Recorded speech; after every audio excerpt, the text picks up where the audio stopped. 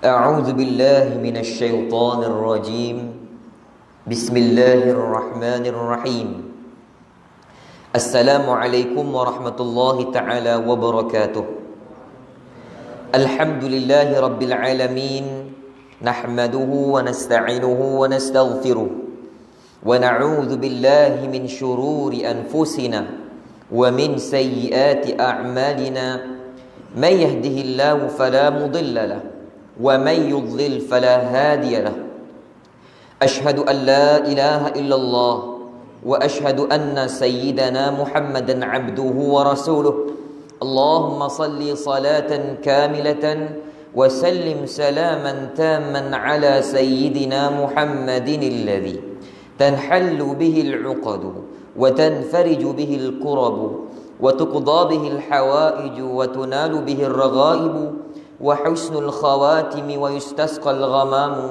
بوجه الكريم وعلى آله وصحبه في كل لمحة ونفس بعدد كل معلوم لك.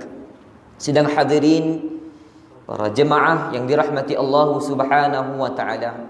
Pertama dan selamanya marilah sama-sama kita merafakkan setinggi-tinggi rasa kesyukuran kepada Allah Azza wa Jalla di atas segala limpahan kurnia rahmat, di atas segala pemberian rezeki yang berkat, dan juga Allah Subhanahu wa taala telah memberikan kita ruang dan juga peluang untuk hadir pada malam ini menimba ilmu yang mana akan memperbaiki ibadah kita, dan insya-Allah hasil daripada pembelajaran kita Allah Subhanahu wa taala akan memberikan ganjaran yang besar dan juga akan menerima segala amal ibadah, terutamanya ibadah salat yang kita lakukan setiap hari. Amin ya rabbal alamin. Sidang hadirin yang dirahmati Allah Subhanahu wa taala, maka sebelum kita mulakan majlis ini adalah lebih baik kita mulakan dengan bacaan suratul Fatihah, dan saya mohon kepada tuan-tuan dan juga puan-puan sedekahkan Al-Fatihah ini kepada ayah saya yang tercinta kerana beliau sekarang tengah berada di ward kecemasan, ada beberapa penyakit yang tengah dirawat. Mudah-mudahan dengan berkat Al-Fatihah yang tuan-tuan sedekahkan, Allah Subhanahu wa taala memberikan kesembuhan kepada ayah saya. Ala hadhihi niyyah sya'ulillahi lahumul Fatihah. A'udzu billahi minasyaitonir rajim. Bismillahirrahmanirrahim. Alhamdulillahi rabbil alamin arrahmanir rahim maliki yaumiddin. Iyyaka na'budu wa iyyaka nasta'in. Ihdinas siratal mustaqim. Siratal ladzina an'amta 'alaihim ghairil maghdubi 'alaihim waladdallin. Amin. Ya rabbal alamin. Sidang hadirin para jemaah yang dirahmati Allah Subhanahu wa taala. Maka pada malam ini tuan-tuan, kita akan ulang siar semula perbahasan kita mengenai al-jabair wal asaib, tentang proses bagaimana cara untuk berwuduk dalam hal keadaan kita anggota yang wajib untuk dibasuh ketika berwuduk itu dalam keadaan berbalut ataupun ada handy plus, ada apa-apa tampalan dan sebagainya, tangan kita patah dan sebagainya. Maka bagaimana cara untuk kita mengambil air wuduk untuk kita meneruskan salat? Tayyib. Sebab saya dapat SMS terlalu banyak daripada kita punya pendengar yang secara live, mereka bilang kalau boleh ulang balik cara ataupun bab balutan ini, ya. Dan tadi pagi pun saya sudah post di Facebook saya sebagai langkah permulaan asas untuk kita lebih mendalami ataupun perbahasannya pada malam ini. Wa qala musannifu rahimahullahu taala wa nafa'na bihi wa bi'ulumihi fid dharain amin ya rabbal alamin. Saya harapkan dengan berkat daripada pengarang kitab Syekh Mustafa Dib Al-Bugha akan memberikan kita kefahaman, seterusnya dapat kita amalkan. Sebab ini kali kedua. Jadi biasanya kali kedua ni kita faham sudahlah, dan insya-Allah kita akan lebih jelas. Mungkin minggu yang lepas kita masih samar-samar lagi, masih tak sampai lagi apa yang ustaz mau cakap ni. Tapi insya-Allah malam ini tuan-tuan kita akan dapat apa yang telah tulis oleh pengarang kitab ini. Bismillahirrahmanirrahim. Tengok muka surat 83. Kalau kitab saya lah, kitab tuan-tuan muka surat 80, tak silap ya. Okay? 79. Ya. Al-jabair wal asaib. Ya. Minggu yang lepas kita baca bahasa Arab, minggu ini kita baca bahasa Melayu. Al-jabair jamak kepada al-jabirah, yang bermakna ikatan yang diletakkan di atas anggota yang patah bagi tujuan mengikat ataupun membalut tempat yang patah. Jadi maknanya al-jabair itu adalah plural, ataupun senang kata ayat yang menunjukkan banyak jabair. Kalau satu balutan dipanggil jabirah. Ini ilmu bahasa Arab. Okey, kalau ada 10 orang berbalut, maka kita sebut, oh ini semua al-jabair. Tapi kalau hanya satu orang siap berbalut ataupun satu balutan, maka kita sebut jabirah. Itu dari segi bahasa Arab. Dan al-asaib, al-asaib jamak ataupun plural kepada al-isabah. Kalau satu, isabah. Kalau banyak, al-asaib. Sebaliknya, jabirah satu, jabair banyak. Itu kita belajar bahasa Arab sedikit. Apa makna al-asaib ataupun al-isabah? Ikatan yang diletakkan di atas anggota yang luka bagi menjaganya, yakni bagi menjaga luka tersebut daripada kotoran-kotoran sehingga ia sembuh. Makna dia apa? Kita dapat 2 poin. Yang pertama, kita dapat makna jabirah itu adalah satu balutan yang menanggung anggota yang telah patah. Tujuannya untuk mengikat, bagi betul balik tulang kita. Itu makna jabirah. Jabir ni tuan-tuan, kalau di Kelantan ataupun Terengganu, kita akan gunakan bahasa ni. Makna plastik. Jabir ni maksud dia macam gini, tempat untuk kita simpan barang ataupun menanggung satu benda. Itu makna jabir. Hebatnya bahasa Kelantan ni, saya kuasai bahasa, antara bahasa Malaysia di seluruh Malaysia ni, bahasa yang paling saya kuasai adalah bahasa Kelantan. Sampaikan orang tak boleh bezakan saya ni orang Sabah ke orang Kelantan. Orang Kelantan kebanyakannya mereka menggunakan bahasa Melayu ni yang diambil daripada bahasa Arab. Contoh macam jabir. Jabir ni adalah satu perkataan yang memang untuk plastik. Kita compact lah, compact. Tujuannya untuk menanggung. Ambil daripada perkataan apa? Ambil daripada perkataan bahasa Arab ni, jabirah. Apa makna jabirah? Menanggung sesuatu benda. Menanggung tangan kita yang patah. Mengikat tangan kita yang patah. Itu makna dia. Adapun al-asaib ataupun al-isabah, satu balutan, tujuan dia untuk menahan luka itu daripada terus merebak, ataupun menahan luka itu sampailah luka tersebut sembuh. Itu beza. Senang cerita, isabah ni handiplas ataupun kapas. Kapas ada warna kuning tu. Itu isabah. Isabah. Kalau jabirah, tali ikat sini, tengkuk tahan dia supaya tidak ada. Jabirah. Jelas Kita dapat dua sudah makna di situ. Tayyib. Oleh kerana Islam adalah agama yang memudahkan, ad-dinun yusrun, agama yang mudah, maka ia telah mengambil berat dalam masalah ini, di mana Islam telah mensyariatkan beberapa hukum yang menggabungkan antara menunaikan ibadah itu kewajipan dalam hal keadaan menjaga kemaslahatan manusia. Islam walaupun agama yang mudah, pada masa yang sama Islam menjaga soal tentang kemaslahatan seseorang manusia yang memang dalam keadaan mudarat. Bukan dengan makna kata habis sejak solat, tangan terputus, tangan terpatah, tangan luka, tak boleh solat. Kenapa nak solat? Sebab tak boleh kena air. Tidak. Islam sangat mengambil berat bab ini. Sebab apa? Sebab ia berkaitan tentang ibadah. Jelaskan. Settle. Baik, kita masuk terus. Hukum al-jabair wal-asaib. Apa hukum dia? Balutan ini apa hukum dia? Pesakit yang ditimpa luka ataupun patah kadang-kadang berhajat kepada meletakkan balutan ikatan dan ubat di atas tempat yang luka ataupun yang patah, dan kadang-kadang tidak memerlukannya, yakni tidak memerlukan balutan. Itu kehidupan orang yang sakit lah. Ada terkadang doktor bilang memang kena pakai balutan, kalau tidak koyak, hancur tangan, kena matahari dan sebagainya. Ada orang tak apa-apa, sikit sejak tu, kena air lagi bagus, lagi sembuh. Ada orang yang begitu. Okey. Tayyib. maka sekiranya hukum dia akan berubah. Kalau tidak ada balutan, hukum dia berbeza. Kalau ada balutan, maka di sini perlukan kepada perincian. Tengok, sekiranya perlu meletakkan balutan, sekiranya perlu kepada balutan ataupun ikatan, maka ketika itu hukum dia wajib melakukan 3 perkara. Itu poin dia apa? Manusia kadang-kadang perlu kepada balutan.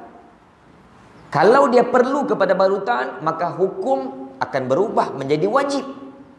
Apa yang wajib? 3 syarat yang kita baca.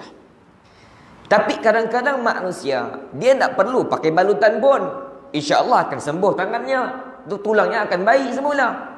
Maka hukum orang yang begini, dia tidak akan terikat dengan mana-mana kewajipan. Baik. Maka apakah perkara yang mewajibkan seseorang itu apabila dalam keadaan dia sedang berbalut tangannya kah, ataupun mukanya kah, ataupun kakinya kah, yang mana tempat balutan itu tempat wajib untuk berwudu. Di situ. Boleh faham tuan? Kalau berbalut di kemaluan, kita tak kisah. Berbalut di paha, tak kisah kita. Sebab paha ni bukannya tempat wudu. Tapi masalah dia berbalut di anggota wudu. Di sini sudah kacau. Ya Allah, macam mana ni ya Allah?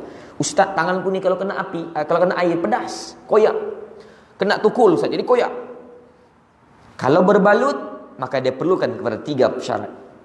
Kalau tak pakai balut, maknanya boleh kena air, dia wajib kenakan air.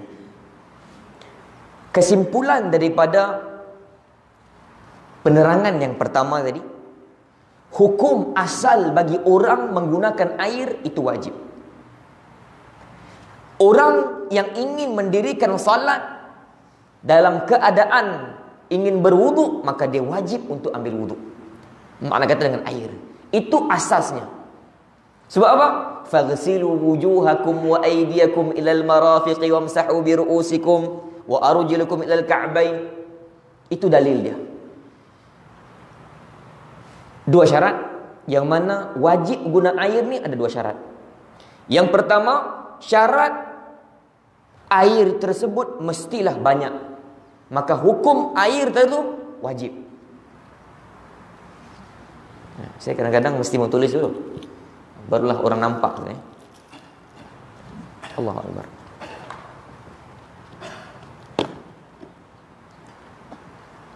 Oleh kerana 3 wayar di sini tuan-tuan, saya pun bawalah semua. Ya. Okey, bismillah. Hukum guna air, hukum guna air dalam keadaan kita berwudu itu wajib asalnya. Kenapa? Dalilnya surah Al-Maidah ayat yang ke-6. Wajib. Dan syarat yang mewajibkan seseorang itu menggunakan air saat dia berwudu ada 2. Yang pertama, kuantiti air itu mestilah banyak.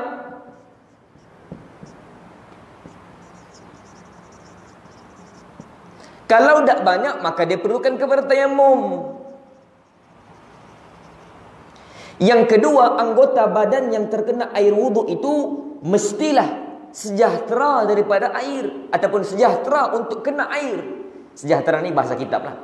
Maknanya anggota wuduknya itu tidak ada masalah kalau terkena air, maka dia wajib menggunakan air ketika berwuduk. Ini hukum asal.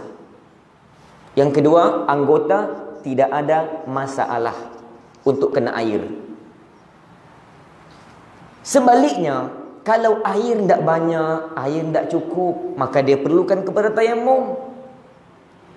Kalau air pun cukup, airnya banyak, tetapi anggota wuduknya tidak boleh kena air, ada masalah, maka dia perlukan kepada tayamum. Nampak kan? Nampak sudah?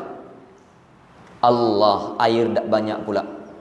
Okey, air tidak banyak, anggota boleh kena wuduk, boleh tayamum. Iyalah, sebab syarat wajib ambil air ketika wuduk mesti air yang banyak. Sekarang air dah banyak ni. Lagi-lagi mudarat. Di hutan, sungai pun kering. Air ni tinggal air minum saja. Kalau aku habiskan memang mati. Maka dia boleh untuk tayammum. Fatayammamu sa'idan thayyiba. Maka tayammumlah kamu dengan tanah yang suci. Tapi masalah yang kedua, Allah, air banyak. Tiba-tiba anggota saya ni ustaz, tak boleh kena air ustaz. Doktor bilang kalau kena air habis, tangan saya dipotong. Yang mana tangan ni anggota kena air mesti anggota wuduk ustaz. Macam mana ustaz? Maka dia perlukan kepada tayammum. Ini hukum asal bagi orang yang ingin berwuduk. Daripada mengenal Okey. Jelas tak ni? Terus oleh kerana Abang Ali pun kesian juga balik-balik begini-begini, saya baca dalam keadaan berdiri. Macam mengajar di sekolah. Okey, guys? Okey. Bismillah. Mana muka surat tadi berapa? Okey. Jadi manusia ni terbahagi kepada dua. Yang sakit, kadang-kadang dia perlukan kepada balutan, dan terkadang dia tidak perlu kepada balutan. Yang ini tak perlu pada balutan, tolak tepi dulu sebab senang. Ini sekarang bab ini. Manusia yang tangannya luka, tangannya patah, dia pakai balutan. Ini akan ada 3 syarat. Syarat yang pertama, kita baca. Membasuh bahagian yang selamat, yang tidak sakit daripada anggota yang luka ataupun patah. Tulis. Basuh anggota selamat. Allahuakbar. Nanti saya bawakan saya punya tali perambut. Panjang sini ya. Ngam. Sebab saya punya tali perambut tuan-tuan, kalau mancing malam 10 depa. Ya, ikan pari makan. Kalau begini ni makan sudah ni. Ya. Insya-Allah. Taib. Kalau anggotanya berbalut, maka yang pertama, syarat yang pertama apa? Basuh anggota yang selamat. Saya bagi contoh. Tuan-tuan bayangkan sekarang tangan saya ni berbalut. Sini sampai sini. Yang mana ini anggota wuduk. Sampai turn saya mau ambil wuduk, sapu muka, dia pun terus habis. Macam mana aku mau berwuduk ni? Tanganku patah apa ni? Syarat yang pertama, jangan risau. Sapu basuhan yang elok, basuhan yang selamat. Sampai sini balutannya, ini tidak berbalut, sedangkan ini pun anggota wuduk. Ketika berwuduk, anggota wajib, maka basuh bahagian yang selamat sini. Ini sabar, kita pergi satu-satu. Saya mau kasih faham tuan-tuan. Macam mana saya faham, tuan-tuan faham gitu. Basuh bahagian yang elok. Walaupun sekadar sampai sini, contoh, sipi-sipi diikat, tinggal sikit kukunya, wajib basuh bahagian yang elok. Itu syaratnya. Syarat untuk balutan. Jelas tak ni? Kaki dia balut sampai ibu jari saya keluar. Ibu jari saya keluar. Tuan-tuan, ibu jari itu juga wajib dibasuh. Yang kedua, menyapu. Ini menyapu. Ini yang selalu orang silap faham. Menyapu seluruh balutan ataupun ikatannya. Seluruh balutan. Ini istilah menyapu. Ramai orang tersilap faham. Hatta para asatizah sekalipun. Kerana apa? Kerana dalam hal ini ulama khilaf. Tidak ada yang mengatakan basuh. Semua mengatakan menyapu. Tetapi hanya berbeza sama ada perlu sapu ataupun tak perlu sapu sama sekali. Itu saja beza dia. Cuma kita mazhab Syafi'i, kita wajib menyapu di atas seluruh bahagian balutan. Sekarang, tadi saya bilang tadi, tangan saya berbalut. Betul tak? Sampai turn tangan saya, syarat yang pertama, dia mesti basuh bahagian yang elok. Sini. Ini syak tinggal. Okey, sapulah. Basuhlah. Bukan sapu, basuh. Jadi ustaz, ini macam mana yang berbalut ni? menyapu seluruh balutan. Syafi'i, dia sapu seluruh balutan. Bukan basuh ya. Bukan basuh. Basuh ni air tu kasih begini, ataupun air tu menitis kita kasih begini. Bukan basuh, sapu. Tidak ada ulama yang menyuruh untuk basuh balutan. Ingat, yang khilafnya adalah sama ada perlu sapu atau tidak. Itu saja. Tapi kita Syafi'i wajib sapu. Sapu. Jelas tak ni? Tengok yang ketiga.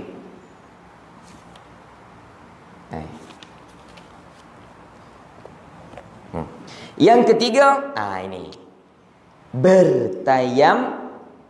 tayammum.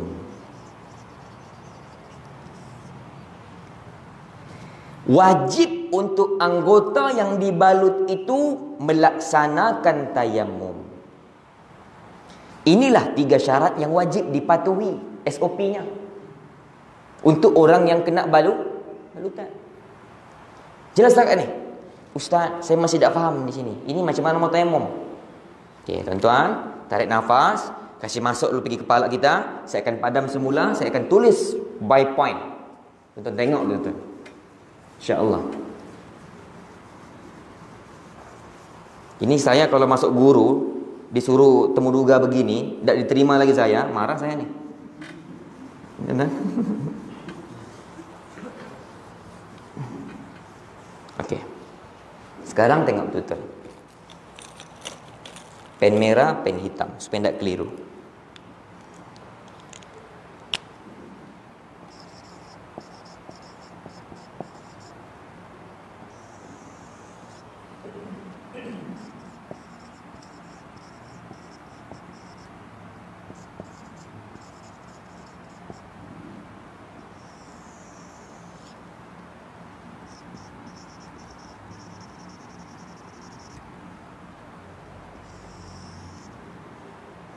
Wudhu. Ada berapa rukun? 6. Pertama apa? Yang kedua? Yang ketiga? Yang keempat? Kepala ke kelapa? Nanti kita terus kelapa. Kelima? Keenam?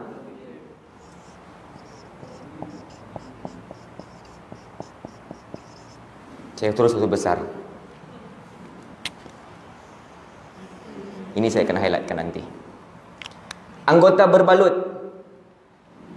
Syarat dia apa pertama? Basuh anggota selamat. Yang kedua, bas. Yang kedua, sapu seluruh balutan ataupun ikatan lah. Yang ketiga,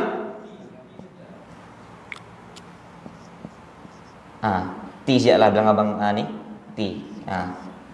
Nanti tak menjadi isu ya. Ustaz tak boleh T, salib. Saya salib gigimu nanti. Kita kasih begini lagi. Okey, tayammum pula. Allahu Akbar. Tayammum. Apa dia tayammum? Berapa rukun dia? Ini 3. Ini 6. Ini 4. Apa dia pertama? Niat. Yang kedua, muka. Yang ketiga, tangan. Yang keempat, tertib. Ini huruf kecil.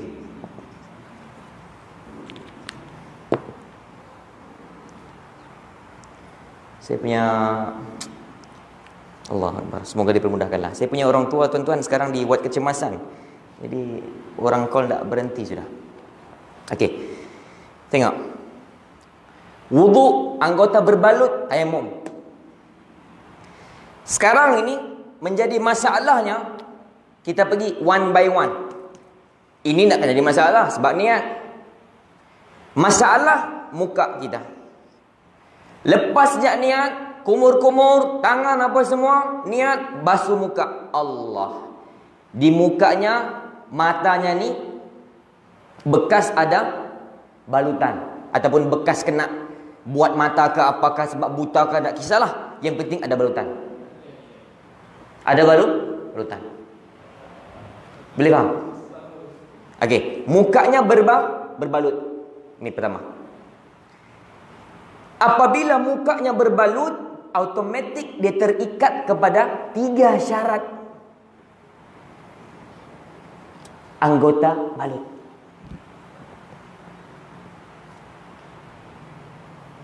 Basuh muka, sampai pada tan muka, dia basuh anggota yang selamat. Basuh sini. Basuh. Kalau dalam kitab Fathul Mu'in, bahagian yang berbalut tu mesti ini ya, basuh anggota selamat ni sampai kepada betul-betul permukaan yang dibalut. Maknanya kalau ini dibalut, sipi-sipi pun kena juga basuh. Macam mana cara dia? Menggunakan kapas. Oh, tak boleh di sini sakit, ini tak kena. Ini tak kena. Hampir-hampir, contoh ini spek saya ni, sampai kepada spek ni kena air juga mesti. Cara dia bagaimana? Ambil kapas. Jelaskan ni? Yang kedua, sapu seluruh balutan. Dia pun sapu. Basuh yang elok, ambil kapas, kasih kena sikit-sikit, yang tempat-tempat hampir-hampir berbalut tu. Kemudian dia pun ikut yang kedua. Sapu tempat balutan secara seluruh. Ini balutan, ambil air, sapu. Seluruh. Habis sudah. Sampai kepada ten tayamum. Allah Akbar. Macam mana tayamum ni Ustaz? Muka saya basah apa ni? Ingat, kalau di muka senang. Di sini susah. Tengah. Ini senang. Sebab apa? Tuan-tuan, antara 3 syarat yang wajib ini, dia punya point, tidak semestinya ikut turutan. Tidak semestinya ikut turutan. Maknanya apa? Tuan-tuan boleh tayamum dulu. Tuan-tuan sama ada mau sapu dulu, tak jadi masalah. Tuan-tuan mau basuh anggota selamat dulu, boleh. Ini luka, boleh. Jadi, anggota pertama muka. Sebab tu saya bilang tak susah. Dia boleh pilih. Asalkan memang betul sampai kepada ten muka. Oh, lepas ni saya akan basuh muka ni. Allah, muka saya pula ada balutan. Ingat, Ustaz Nizam ajar, kalau berbalut, dia perlu kepada 3 syarat. Yang mana 3 syarat ini tak semestinya ikut turutan. Aku boleh tayamum dulu, aku boleh sapu dulu, aku boleh basuh dahulu. Itu untuk muka. Sebab anggota pertama, tangan lain lagi. Nanti kita masuk. Nanti kita masuk. Muka, maknanya aku tayamum dulu lah. Dia pun tayamum dulu. Tayamum. Habis tayamum, barulah dia basuh anggota yang selamat. Tuan-tuan, tayamum kan? Ini tayamumnya. Nih. Niat, muka, tangan, tertib. Itu sih. Sudah habis yang di situ, barulah dia pergi step yang 2 kah, step yang 1 kah, tak kisah. Itu untuk muka. Boleh faham ni? Ataupun tuan-tuan ragu-ragu, aku basuh dulu lah muka aku, baru aku boleh niat wuduk. Basuh dulu anggota yang selamat. Lepas tu baru sapu yang tempat balutan. Kemudian dia mau tayamum, kaedah dia bagaimana? Ulama ajar kita, ambil tuala, lap lalu muka tu daripada air. Barulah selamat untuk tayamum. Tayamum bagaimana? Ambil debu, sapu di muka, sapu di tangan. Habis. Jelas setakat ni? Faham sudah ni? Tak faham? Ya? Faham ke tak ni? Kalau Haji bilang tak faham, Haji suruh orang 2 kali. Tuan-tuan, itu untuk basuhan muka. Senang. Sekarang ni kita pergi basuhan yang tangan. Tangan ni oleh kerana dia basuhan yang di tengah-tengah, maka dia perlu kepada perincian. Tengok. Kita pun basuh muka 3 kali. Sampai turn kepada tangan kita, Allah, berbalut ni macam mana ni? Ingat, kalau tangannya berbalut, maka dia perlu kepada 3 syarat. Apa dia pertama? Dia perlu basuh anggota yang selamat, dia perlu sapu di atas balutan, dia perlu tayamum.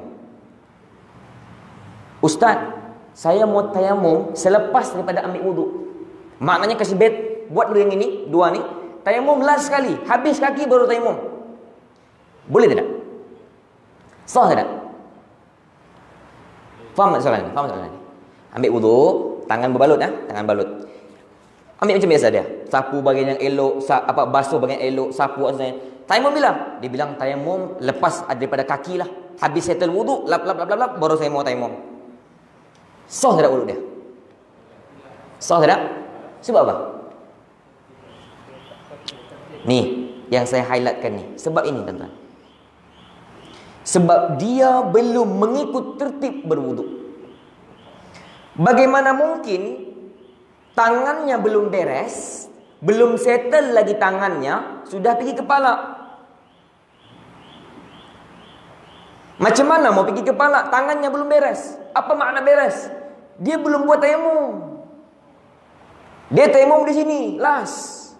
Tak boleh. Tak boleh langkah terus pergi kepala. Tak boleh langkah terus pergi kaki. Sedangkan syarat wajib yang ketiga untuk balutan dia belum buat. Faham ke? Ataupun dia tayamum dulu, tapi dia tak basuh anggota dia. Ini mustahil lah. Sebab mesti dia akan basuh juga. Yang kebiasaannya apa? Orang buat 2 ni, yang ini last di sini baru buat. Lepas kaki baru tayamum. Sedangkan anggota yang berbalut adalah anggota tangan.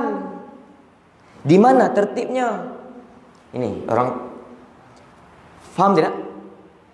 Faham tidak? Pakcik Ali faham tidak? Faham tidak? Belum faham lagi. Sekarang ini tangan saya berbalut. Kalau berbalut ni, dia perlu pada 3 syarat. Dia mesti basuh, dia mesti sapu, dia mesti tayamum. Perlu ikut urutan enggak? Tak perlu. Mana-mana pun boleh.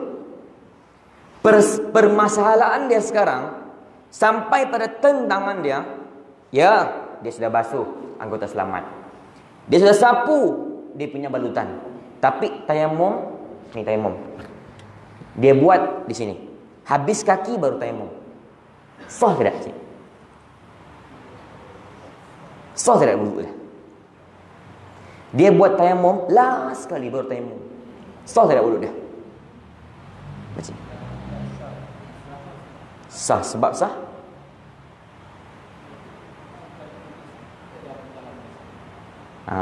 Jadi kefahaman kita tentang tertib di situ ada sedikit kekeliruan. Kita faham tertib macam mana? Lepas muka tangan lah, lepas tangan kepala lah, lepas kepala kaki lah. Itu nama dia ini.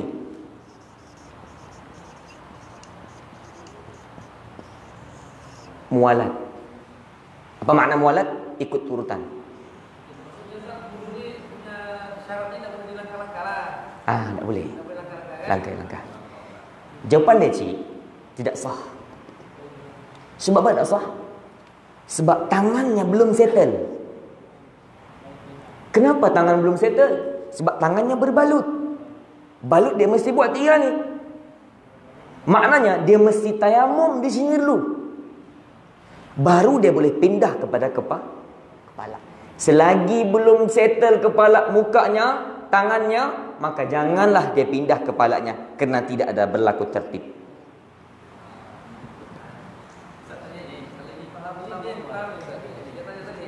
Okey bang, faham bang? Okey. Berbalut siap, lompat pergi anggota berbalut, baru selesaikan pergi terusnya. Betul. Sebab apa? Sebab apa bang? Kenapa begitu?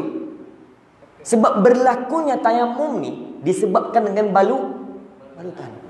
Kalau tidak ada balutan, tidaklah berlaku 3 ni. Boleh faham? Kalau tidak berbalut, tidaklah berlaku tayamum. Kita mau tayamum ni sebab tayamum ni ganti anggota yang tak boleh kena air.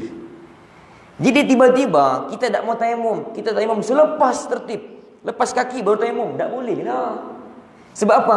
Tangannya belum settle. Boleh faham ni? Sekarang tangannya berbalut. Kepala saya tak mau. Sebab kepala senang. Kepala sangat senang. Sebab apa? Sebab Allah sebut dalilnya apa?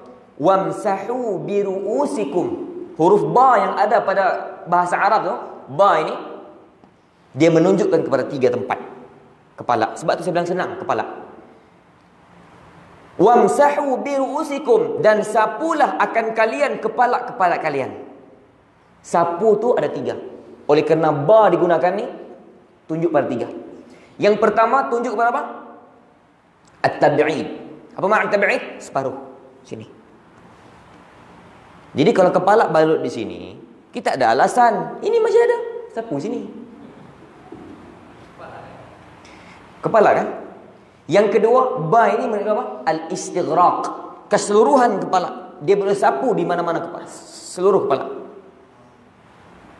Yang ketiga apa? At-tab'id min duna tahdid. Ini paling mudah. Dia boleh sapu separuh bahagian kepalanya, tak kira had di mana-mana pun. Sini ke, di sini. Yang penting kepala lah. Kepala atas bukan kepala bawah. Yang penting kepala. Andai kata kepalanya berbalut begini, macam mana? Gunalah kaedah at-tab'id min duna tahdid. Sapulah sini. Ini kan masih kepala. Sebab tu saya bilang, kepala mudah. Jangan dibahas. Senang. Melainkan kepalanya betul-betul diikat macam serban tu. Balut semua. Barulah dia boleh tayam. Ini, 3 ni. Kita masuk. Abang, saya memang target sudah. Kalau abang ni memang mandi wajib punya, dia punya level-level dia. Okey bang ya. Tunggu bang ya, soalan saya bang ya. Kita masuk pergi kaki. Kepala kita ke ID. Senang. Kaki. Persoalan saya. Tangannya berbalut. Kakinya juga berbalut. Dua-dua balut. Soalan saya, memadaikah 1 kali tayamum ketika mana berlaku di tangan? Memadai tidak? Tidak. Pegang syarat dia. Pegang dia punya kunci dia. Tayamum itu berlaku disebabkan balutan. Kalau ada 2 balutan, makna kata 2 kali tayamum lah. Boleh faham? Boleh faham cikgu? Tangan balut, kaki pun balut. Muka beres. Tangan, Ustaz ni sama ajar mesti tayamum. Macam mana caranya? Sama ada aku mau tayamum dulu kah? Aku mau sapu yang ini kah? Aku mau basuh dulu kah baru tayamum? Boleh. Yang penting jangan kau tayamum selepas kaki. Tak boleh. Sebab kau masih di tangan. Macam mana mau lepas ini? Ini belum beres. Itu poinnya. Okey, kita pun tayamum. Sudah. Sapu, basuh. Sudah. Sebelah ni macam biasa. Kepala senang. Ya. Sampai pada kaki. Allahu Akbar. Balut juga kaki. Tapi tadi aku sudah tayamum bang. Adakah memadai tayamum tangan tadi digunakan pada kaki? Tidak.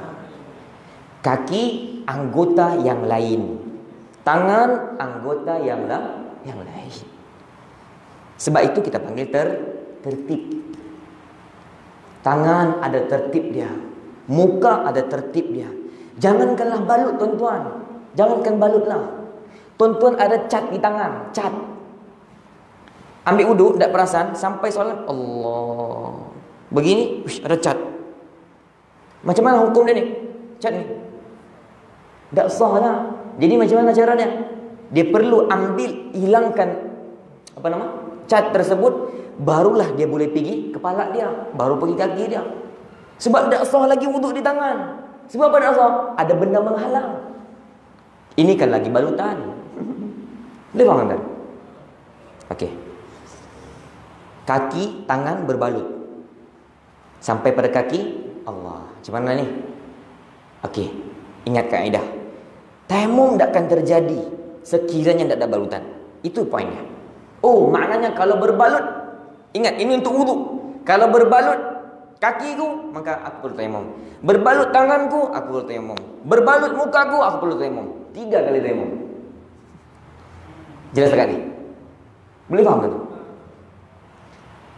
Soalan kedua, Saya tanya abang, bagaimana keadaan andai kata kepala kita ini berbalut, tangan kita juga berbalut, paha kita pun berbalut, aksiden. Kita mau mandi wajib, berapa kalikah tayamum yang diperlukan? Bang, abang rasa-rasa. Jawab ya bang, salah kah? Betul kah? Oke bang ya. Tengok bang ya. Untuk orang yang mandi wajib, dia berbeza dengan kaedah wuduk. Wuduk dia dipisahkan dengan setiap bahagian. Tangan, kepala, kaki, muka, beza. Tapi kalau mandi wajib, pegang. Rukun dia dua. Niat dan meratakan air sampai ke seluruh anggota. Poin dia apa? Seluruh anggota badan. Meskipun anggota badannya terbalut, sini balut, aku mau mandi wajib nih, macam mana? Takkanlah aku ikut style ini. Setiap kali sampai air di tangan, weh, tayamum lagi. Sini lagi balut, aduh, tayamum lagi. Mandi wajib, dia tidak perlukan kepada ikutan yang seperti wuduk. Cukup sekali tayamum. Okey, tayamum dulu, mukanya, tangannya habis semua, baru dia mandi wajib. Mandi wajib, basuh anggota yang selamat. Sapu di atas balutan seluruhnya. Tayamum sudah lah? Sudah tadi awal tadi. Maka bereslah dia punya anggota mandi wajibnya. Cuma persoalan dia, adakah wajib setelah mana balutan itu dipecat ataupun ditanggalkan, wajib tidak dia qada balik mandi wajib dia? Wajib dia. Orang yang berbalut tadi habis sejak baik, wajib tidak dia qada mandi wajib dia? Pegang ya. Kalau untuk wuduk tak wajib. Tapi kalau mandi wajib, dia wajib basuh. Bukan ulang semula, dia wajib basuh tempat yang bekas dibalut tadi. Sebagai langkah berhati-hati. Maknanya kalau balutannya itu sebulan, dia mandi hari pertama, mandi wajib. Lepas 30 hari cabut balutan tersebut, dia hanya perlu kepada basuh tempat itu saja. Tak perlu lagi ulang mandi wajib. Boleh faham ni? Boleh faham sudah? Ada soalan sekarang? Masih ada yang masih saya tak faham ni ustaz. Soalan. Perlu tidak qada solat orang yang berbalut? Perlu tak qada solat? Tuan-tuan, ini ilmu untuk tuan-tuan. Walaupun dia agak sedikit dalam. Ya, saya mau kasih dalam sikit ni. Biar tuan-tuan dapat betul-betul. Tengok ya. Ikhtilaf ulama sama ada perlu qada ataupun tak perlu qada salat bagi orang yang berbalut. Imam Malik dan Imam Abu Hanifah menyatakan perlu qada salat tersebut. Tak perlu qada perlu qada salat tersebut. Imam Syafi'i tidak perlu qada salatnya, melainkan balutan itu dibalut dalam hal keadaan dia belum bersuci. Tapi pendapat ini pendapat yang lemah. Maknanya macam mana? Kalaulah kita dibalut dalam keadaan kita belum bersuci, maknanya berapa kali solat yang kita telah lakukan selama berbalut itu kita wajib untuk qada solat tersebut. Tapi pendapat ini pendapat yang lemah. Sebab apa? Sebab karangan Dr. Imam Syekh Wahbah Az-Zuhaili menyebutkan bahawasanya mustahil orang yang berbalut itu sudah berhadas. Andai kata dia aksiden, memerlukan terus balutan, takkanlah suruh ambil wuduk dulu baru boleh balut. Boleh faham ni? Jadi kesimpulan daripada hal ini, orang yang berbalut dalam keadaan dia salat, ambil wuduk dan sebagainya, dia tidak perlu kepada qada salatnya. Tapi mandi wajib, dia mesti basuh bahagian yang pernah dibalut sebagai langkah untuk berhati-hati. Boleh faham tak ni? Yang mana? Tidak menjadi masalah. Tidak menjadi masalah. Maksudnya dia terlupa, Allah, saya baru tak ingat untuk basuh bahagian yang dibalut tu. Tidak menjadi masalah. Ustaz, saya ingat tahun depan baru ingat. Macam mana? Basuh saja lah. Basuh saja lah.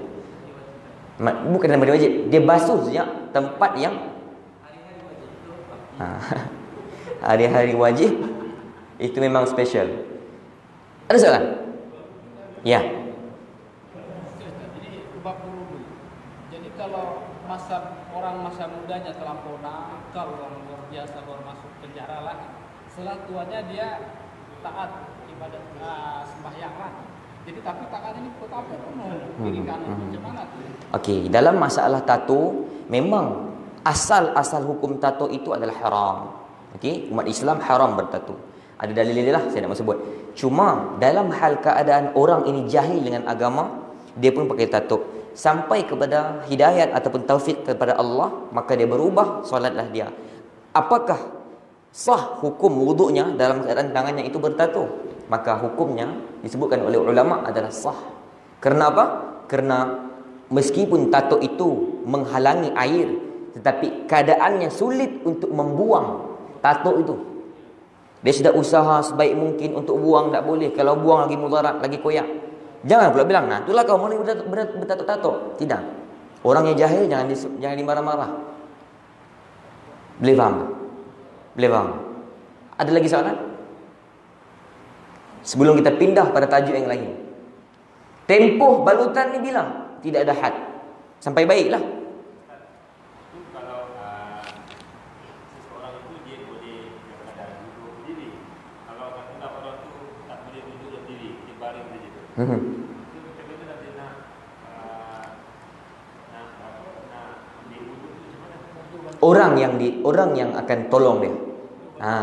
Hukum wuduk ini kita boleh gunakan dengan sendiri ataupun kita suruh orang untuk ambilkan wuduk kita. Cuma ini untuk orang yang uzur. Disebutkan dalam kitab Safinatun Najah, Misbahud Duja, bagi orang yang tidak uzur, dia suruh hambanya ataupun suruh seseorang ambilkan wuduk untuk dia, hukum dia makruh saja. Sini kau nak? Okey, basuhkan muka bapak ni. Malas. Hukum dia makruh.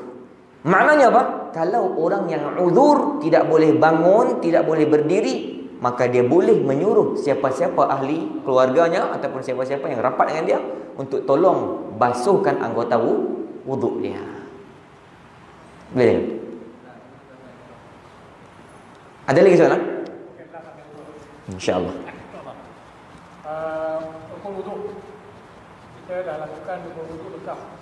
Dan dia kita tertib. Baru kita laksanakan tayamum.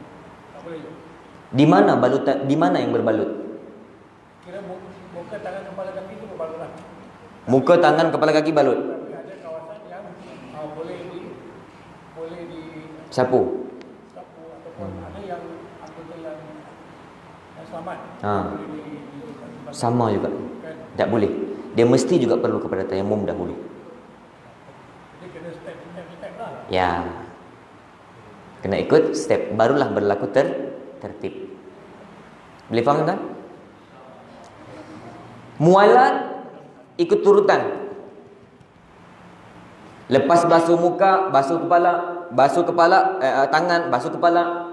Andai kata sampai ke kepala, orang call kita.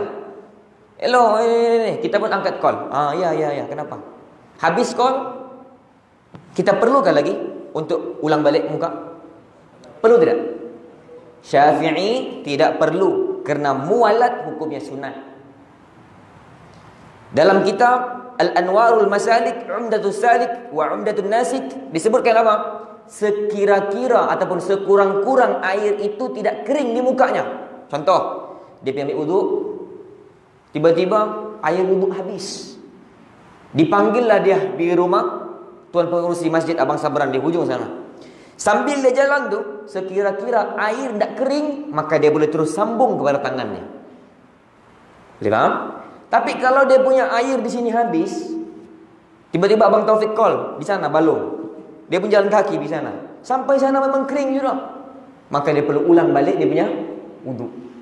Ini bagi mazhab Syafi'i. Mazhab Hanafi tidak, betul tak? Mazhab Hanafi. Betul tak tuan? Mazhab Hanafi tak boleh. Dia kalau muka tinggal sedikit, walaupun 2 minit, 2 saat, kena ulang balik. muka basuh, air habis. Allah, dia pun cari air. Walaupun masih ada air di mukanya, jumpa air, dia mesti ulang balik. Itu mazhab mereka. Syafi'i tidak. Had limit dia bilang, setidak-tidaknya jangan sampai kering air tersebut daripada anggota wuduk tu. Itu makna muwalat. Boleh faham tuan-tuan? Tertib tadi saya uraikan. Boleh? InsyaAllah. Jadi mudah-mudahan dengan sedikit ilmu yang kita kongsikan malam ini, ya, saya rasa tidak ada masalah lagi lah, ya. Kita boleh amalkan insyaAllah kalau ada keluarga kita yang ada berbalut dan sebagainya. InsyaAllah minggu hadapan, ya, kalau habis raya nanti kita akan masuk hukum mandi dan jenis-jenis mandi. Ini pun favorite orang lelaki, ya.